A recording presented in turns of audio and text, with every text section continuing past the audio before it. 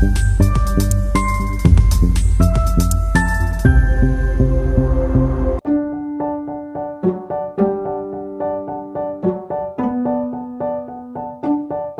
청명고등학교 1학년 학생 여러분 안녕하십니까? 한국사 1과목을 담당하고 있는 김성훈입니다.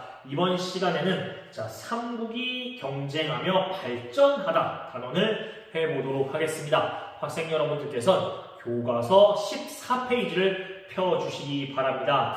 이번 단원은 고구려, 백제, 신라, 가야의 단원인데 내용이 많습니다. 아무래도 4개 국가를 다루다 보니까 그래서 파트를 둘로 쪼갤 겁니다. 먼저 고구려까지를 파트 1으로 삼고 백제, 신라, 가야를 파트 2로 할게요. 우선 흐름 요약을 통해 이제 어떤 흐름으로 이게 전개되는구나인데 이거는 종전에 앞단어까지는 이렇게 시간 흐름별로 쫙 일직선으로 놓을 수 있었단 말이죠. 그런데 이번 단어는 국가별로 쫙 정리해 주시기 바랍니다. 국가별로 좀 나뉘어집니다. 먼저 종전까지는 이제 한반도의 여러 국가들은 연맹체 국가입니다. 아니면 군장사회였습니다. 즉 지도자의 권력이 그다지 강하지 못하였고 혹은 귀족 세력들의 견제를 받아야 했습니다. 그러던 것이 점차 성장하면서 왕권이 커지고 종전의 군장 세력이라든가 부족장 세력들을 귀족으로 쫙 놓고 그들의 자치권을 빼앗으면서 중앙집권 국가로 발전하면서 왕 혼자서도 결정할 수 있게 되는 그러한 국가로 발전을 하게 됩니다. 왜냐하면 삼국이 서로 경쟁을 하는 상황이잖아요. 위기 상황에서 일일이 누구에게 물어보고 협의체를 통해 결정하고 그럴 시간이 있을까요? 국가의 힘을 빨리 한 곳으로 모여서 변화하는 상황에 빨리빨리 대응하기 위해서는 중앙집권 국가가 압도적으로 유리했던 겁니다. 그래서 고구려, 백제, 신라가 그렇게 발전했지만 가야는 그렇게 되지 못했기에 결국 빨리 망하게 되었습니다. 그러면 삼국의 중앙집권 체제 마련 한번 보겠습니다. 삼국은 아까 봤던 것처럼 연맹체 국가 시절엔 초기에는 정치를 왕 혼자 결정 못하고 귀족들과 같이 회의에서 결정을 했습니다. 고구려에는 제가회의가 있었고 백제에서는 정사이라고 하는 바위에서 귀족들이 모여서 이 정책을 결정하는 정사회의, 그리고 신라에는 귀족들이 모여서 만장일치 원칙으로 정책을 결정하는 화백회의가 있었습니다. 그렇지만 각 국은 불교를 인정하고 율령이라고 하는 법을 반포하고 귀족들을 위계질서대로 나누는 관등제도를 확립하는 등의 과정을 통해 중앙집권체제, 즉 권력이 한 곳으로 모인 체제를 구성합니다. 관등제는 고구려에는 10여 개 관등제가 있었고 백제에는 6좌평, 16관등이라 하여 최고위직에 6개의 좌평이 있었고 16개의 관등이 있었다. 신라에는 17등까지의 관등이 있었다. 이렇게 귀족들을 기존의 힘에 따라 위계질서를 쫙 세워 놓은 겁니다. 또한 이 관등을 볼 수 있어야 되잖아요. 저 사람이 나보다 높구나. 제가 나보다 낮구나. 그것을 옷 색깔로 구분을 하게 됩니다. 이걸 다른 말로 공복제도, 책에는 복색 혹은 관복제도 이렇게 표현을 할 겁니다. 그리고 지방행정 조직도 정비를 하게 됩니다. 전쟁을 통해 영토와 인구가 늘어나면서 이것을 이렇게 일정한 기준에 따라 나눠놓고 사람을 파견해서 통치를 해야 세금도 들어오고 질서도 유지되잖아요. 지금 우리나라도 경기도, 강원도, 충청, 전라 이렇게 나눠놓고 있잖아요. 이런 식의 행정조직을 정비하는데 주요 거점에는 지방관이 파견되었습니다. 그리고 주요 거점이다 아니다의 기준은 군사적으로 요충지인가 중요한 곳인가의 기준입니다. 따라서 군사적 성격이 엄청 세잖아요. 그렇기 때문에 지방관은 행정 능력 말고도 무슨 능력이 있어야 돼요? 군사적인 지휘 능력이 있어야 되기 때문에 군사지휘관을 겸하게 된 겁니다. 네, 그러면 고구려부터 보겠습니다. 고구려는 건국 이후에 수도를 이제 압록강역 졸본에서 옆에 국내성으로 옮긴 점, 그리고 본격적으로 발전하게 되는 시기는 태조왕 때부터입니다. 태조왕 때는 간섭만 해오던 옥저로 완전히 영토로 편입해버리는 그런 성장기를 걷게 됩니다. 그리고 이 고구려는 주로 중국과 맞서면서 영토를 넓혔는데 그 과정에서 큰 위기를 하나 맞습니다. 이 백제 근초고왕 때 평양성을 공격을 해버려요. 이 평양성 전투에서 왕이 화살을 맞고 죽어요. 고구려는 멸망 위기까지 내몰았지만 그 위기를 잘 극복한 왕이 바로 소수림 왕입니다. 소수림 왕은 불교를 수용하고 법인 율령을 반포하면서 위기를 극복하였고, 그 발전선상에서 고구려는 아시아 최강국으로의 면모를 보이던 게 광개토왕식입니다. 자, 광개토왕은 주로 만주 지역으로 요동으로 영토를 넓히기도 했고, 더 나아가서 신라의 내물왕의 요청으로 외를 격퇴해주고 가야까지 공격하면서 전기인 가야 연맹을 해체시켜버리는 위력을 선보입니다. 이러한 광개토왕의 여러 업적은 책에 나오는 광개토 대왕릉기에 나와 있습니다. 그 아들인 장수왕은 아버지의 뜻을 이어받았습니다. 아버지가 주로 북쪽으로 영토를 넓혔으니까 나는 남쪽으로 영토를 넓혀야지 하는 남진 정책을 결의했고, 그걸 펴기 위해 수도를 남쪽의 평양성으로 전도합니다. 그 뒤에 백제를 쳐들어가서 수도인 한성을 함락하고 당시의 왕이었던 계로왕의 목을 베니다. 그리고 충청도까지 진출하는 거대한 업적을 이루게 되는데, 장수왕의 업적은 충주 고구려비에 잘 나타나 있습니다. 그러면 백제로 한번 가봅시다. 백제는 일찍부터 중국과 교류하면서 문화적으로는 어느 누구에게도 뒤떨어지지 않았던 국가이기도 합니다. 여러분, 그 고구려 건국 신화 중에 주몽이 고구려를 건국하고 아들인 비류와 온조를 낳았다고 했잖아요. 그런데 원래 부여에서 살던 시절의 아들인 유리가 와가지고 내가 당신 첫째 아들이다 라고 하니까 비류와 온조가 이 고구려 땅을 떠나서 새로운 나라를 세우려고 하는데, 그 중에 온조는 한강 유역의 토착 세력과 결합하여 백제 땅을 건국을 하게 됩니다. 자, 그러면서 백제가 자꾸 발전을 하게 되는데, 본격적 발전은 고이왕 때 이루어집니다. 고이왕 때 한강 유역을 완전히 차지하게 되고, 여기 보이시는 것처럼 관등제도도 만들게 됩니다. 그러다가 전성기를 구가하던 게 삼국 중에선 제일 빨라요. 근초고왕 때인데, 근초고왕 시기에는 마한 땅을 완전히 먹어버린 점, 또한 중국의 동진과 일본과 교류했습니다. 그리고 평양성으로 쳐들어가서 고구려의 왕을 죽입니다. 이때가 바로 백제의 최고 전성기였는데, 고구려는 이를 바득바득 갈잖아요. 고구려의 복수가 시작됩니다. 자, 광개토왕의 공격, 그리고 장수왕의 공격으로 한강과 수도를 빼앗깁니다. 위기에 빠진 백제는 수도를 급하게 웅진으로 천도하였지만 정치적 혼란기는 계속되었습니다. 이러한 위기를 극복하기 위해 신라와 동맹을 맺으니 그것이 바로 나제 동맹입니다. 자, 백제도 위기를 극복하는 시도를 해야겠죠? 무령왕 시기엔 지방에 22개의 담로, 즉 행정구역을 설치한 뒤 왕족을 파견하여 통제를 강화하였고, 성왕은 수도를 임진에서 사비로 천도하였고, 국호를 우리는 부여의 계통이다, 남쪽에 있는 부여이다 라고 하는 남부여로 변경을 하게 됩니다. 그리고 신라와 연합하여 한강 유역을 되찾았지만 신라 진흥왕의 배신으로 다시 상실을 하면서 백제는 이제 신라의 일을 바득바득 깔고 신라와 오랜 전쟁 관계를 맺게 됩니다. 신라로 가보겠습니다. 신라는 고구려와 백제에 가로막혀서 발전이 굉장히 늦습니다. 그래서 전성기도 가장 늦게 옵니다. 그런데 어떻게 이러한 신라가 결국 삼국을 통일할 수 있게 되었나 한번 보시기 바랍니다.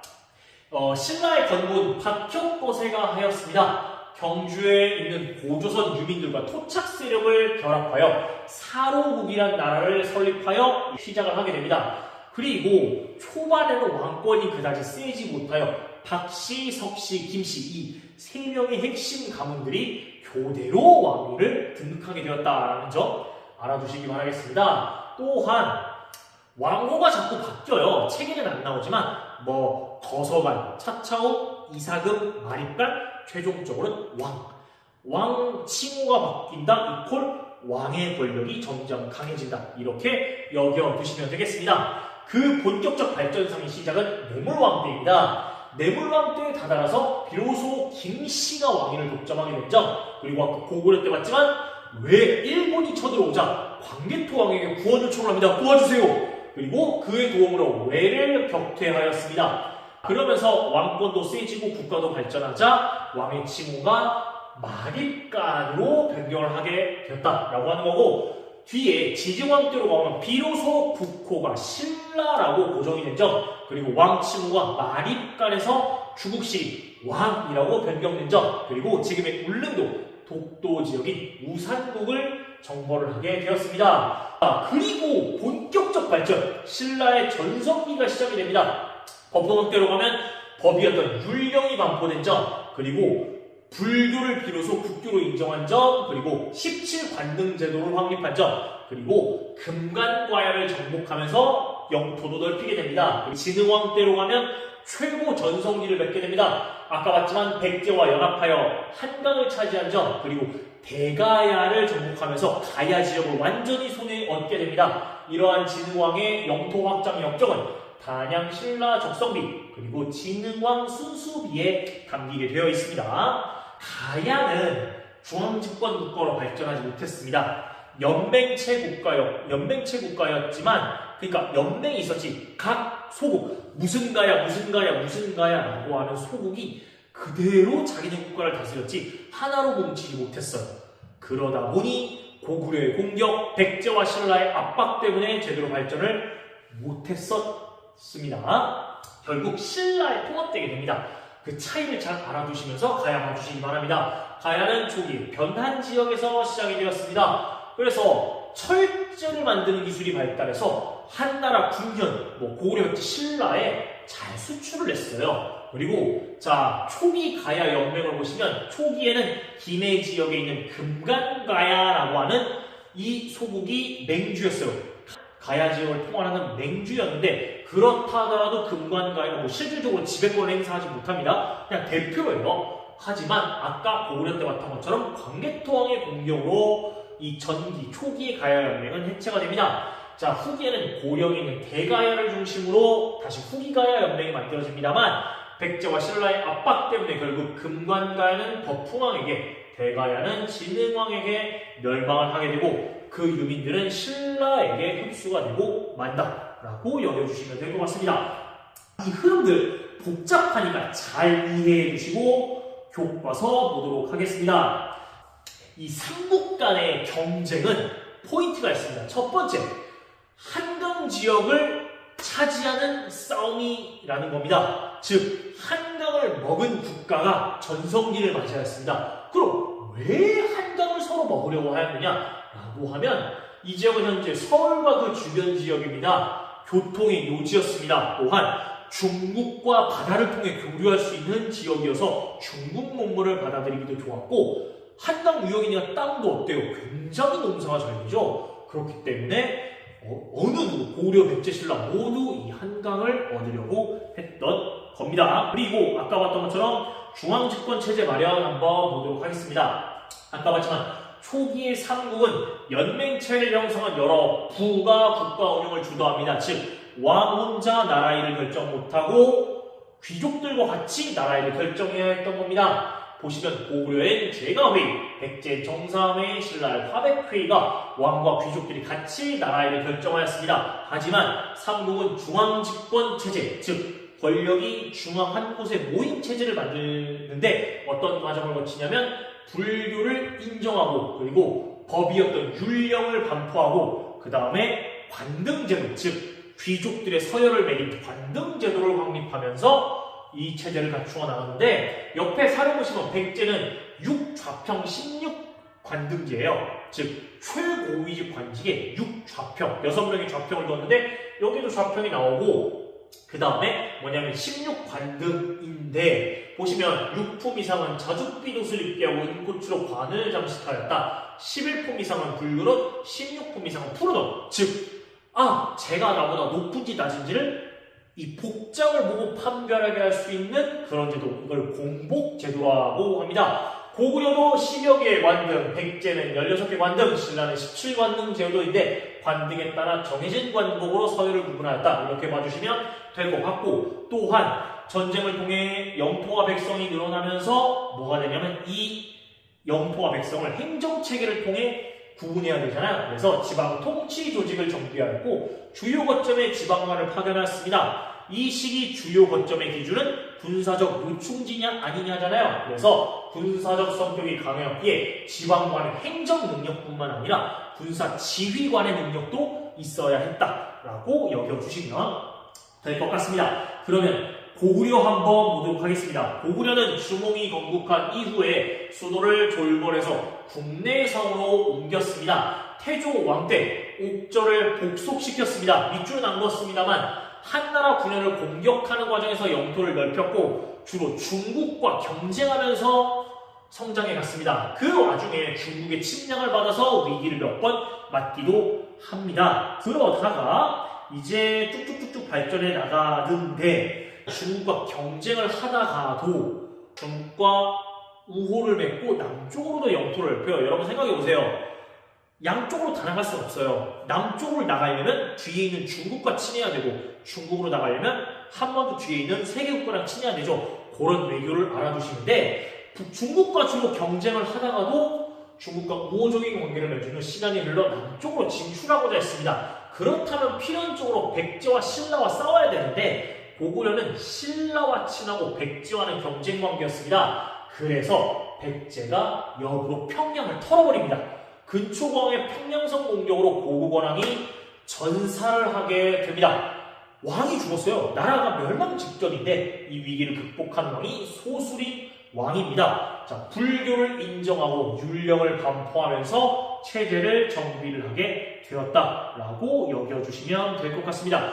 그러한 발전상에서 이제 뒤에 보겠습니다. 자, 광개토왕 봅니다. 고구려의 광개토왕은 먼저 이제 백제를 공격하기도 하고 그 다음에 중국과 주변국을 공격하여 요동과 만주 일대까지 영역을 확장하였습니다. 광개토란 칭호가 바로 영토를 크게 열었다, 즉 얻었다라고 하는 의미가 됩니다.